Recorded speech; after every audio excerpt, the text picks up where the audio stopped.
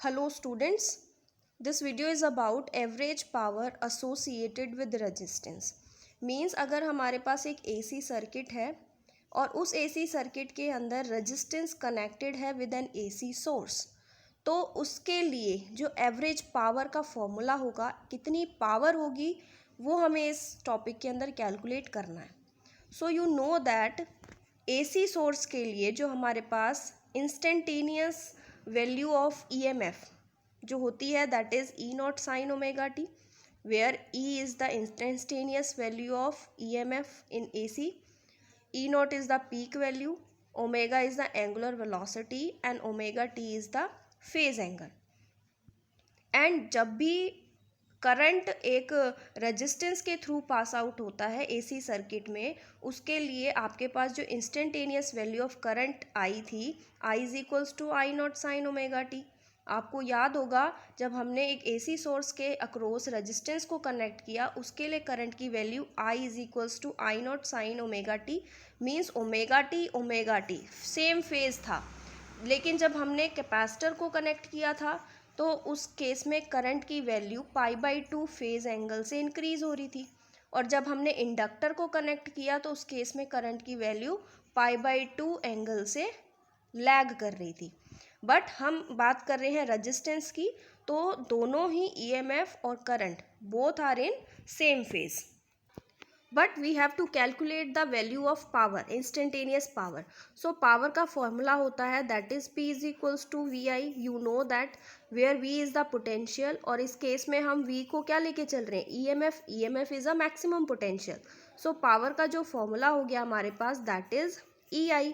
आपको E की भी वैल्यू पता है, I की भी वैल्यू पता है, और पावर इंस्टेंटेनियस पावर का ये हमारे पास फॉर्मूला होगा. ये पावर का फॉर्मूला तब आया जब हमने वर्क डन की वैल्यू को पुट किया पावर के फॉर्मूले में. वैसे बेसिकली अगर हम पावर को एक्सप्लेन करना चाहें तो rate of doing work is known as power. Means power is equals to work done upon में time. So firstly we have to calculate work done, and you know that work done is equals to force into में displacement. लेकिन हम वहाँ नहीं जा रहे, force के बारे में डिस्कस नहीं कर रहे.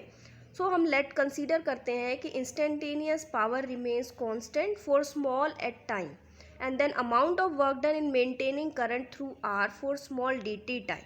सो पावर जिसको हम इस फॉर्मूले से रिप्रेजेंट कर रहे हैं, अगर हम क्रॉस मल्टीप्लाई कर दें तो यहाँ पे हमारे पास वर्क डन का जो फॉर्मूला आ जाएगा दैट इज P इंटू में T. और स्मॉल वर्क डन के लिए मैं D से डिनोट कर दूँ, dW is equals to P into में dt. और पावर का फॉर्मूला आपके पास पता है that is VI. So we have dW is equals to EI into में dt. EI इंटू में dt, ये इक्वेशन यहाँ से आई है.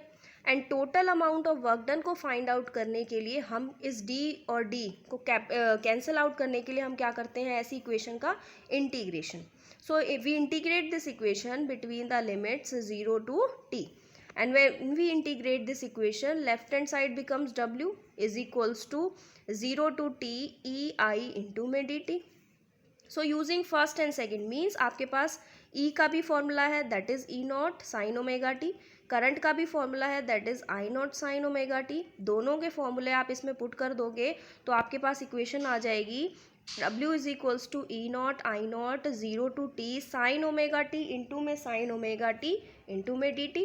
सो ये हमारे पास sine omega T sine square omega T हो गया इंटू में dt. And you know that 0 से t sine square omega T का जब इंटीग्रेशन होता है दैट इज t/2, उसकी वैल्यू आएगी. सो इंटीग्रेशन इसकी वैल्यू में हमने पुट कर दी t/2, तो हमारे पास जो फॉर्मूला आ गया that is W is equals to E not I naught upon में इंटू T अपॉन में 2. So E not I naught तो पहले से ही थे, और ये जो इंटीग्रेशन हुआ है इसका जो इंटीग्रेशन आया है that is t/2. So average power associated with resistance के केस में अगर हम देखें, पावर का फॉर्मूला होता है वर्क डन अपॉन में टाइम. वर्क डन हमने कैलकुलेट कर लिया है, टाइम को T से डिनोट कर रहे हैं. सो वर्क डन का फॉर्मूला जो हम इस फॉर्मूले में यूज़ कर रहे हैं, पावर के फॉर्मूले में यूज़ कर रहे हैं, हमारे पास इक्वेशन बनी है E not I not T upon 2 into में T से T cancel out. So E not T not upon में 2, और you know that E into T upon में 2, ये हमारे पास पावर, एवरेज पावर का फॉर्मूला आ गया जो कि रेजिस्टेंस के साथ एसोसिएटेड है। पावर के 3 फॉर्मूले होते थे, that is V I, that is I square R into T होता है, टी से कैंसिल आउट, तो हमारे पास सेकेंड फॉर्मूला है that is I square R upon में 2। लेकिन एवरेज पावर की बात करें तो अगर हम एवरेज पावर के लिए आरएमएस और एवरेज पावर का रिलेशन अगर हम देखें तो इस 2 को हम रूट टू टाइम्स लिख सकते हैं। तो root 2 multiply I not upon में रूट 2, और you know that E not upon में root 2 E R M S का फॉर्मूला होता है, आई नॉट अपॉन में root 2 that is I R M S, और हम कह सकते हैं virtual value of E M F और virtual value of current which is denoted by E nu and I nu.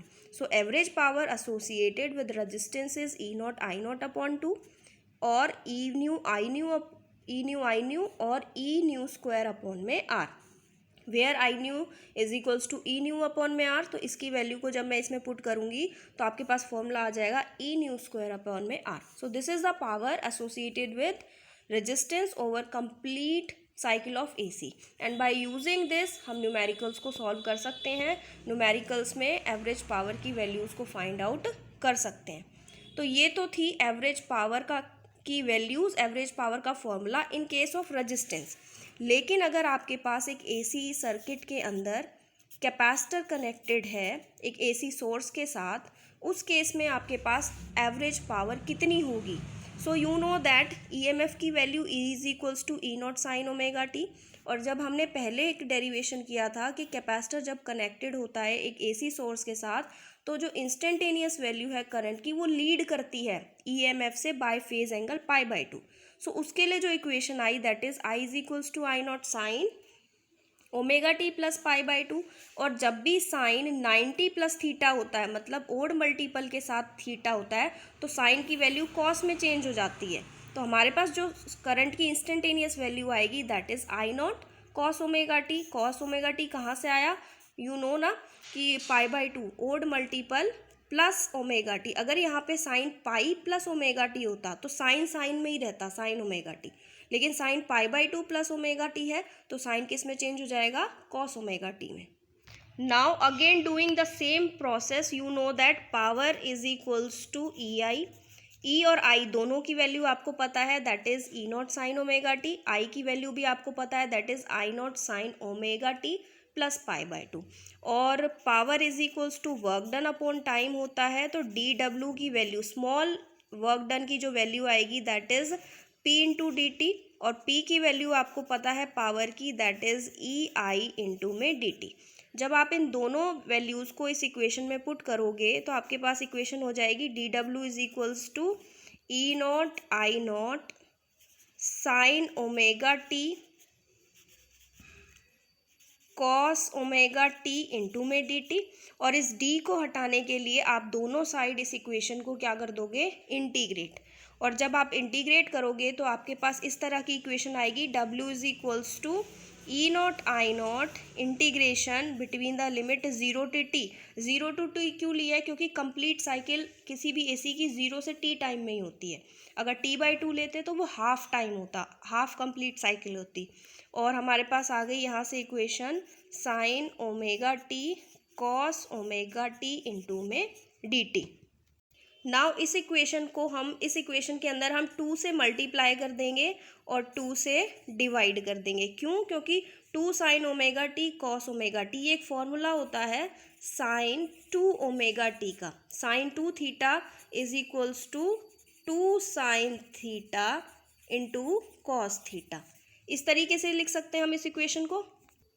So E naught I not upon में 2 बाहर है और इंटीग्रेशन हमें करना है सिर्फ 0 से t के लिमिट के बीच में साइन 2 ओमेगा टी इंटू में डी टी। और sine 2 omega T into D T का जो इंटीग्रेशन होता है दैट इज़ 0। तो हमारे पास जो वर्क डन आ गया वो 0 आ गया। मीन्स जो एवरेज पावर एसोसिएटेड होगी विद कैपेसिटर, जब हमारे पास एक AC सोर्स के साथ कैपेसिटर कनेक्टेड है, उस केस में हमारे पास जो एवरेज पावर होगी दैट विल बी 0। जबकि रेजिस्टेंस के केस में हमारे पास पावर 0 नहीं थी, पावर का कुछ ना कुछ हमारे पास फॉर्मूला था, दैट इज़ हमने ये फॉर्मूला फाइंड आउट किया था E naught I not upon में 2, जबकि in case of capacitor average power का जो फॉर्मूला है that will be equals to 0. So this is all about average power associated in case of capacitor and in case of resistance.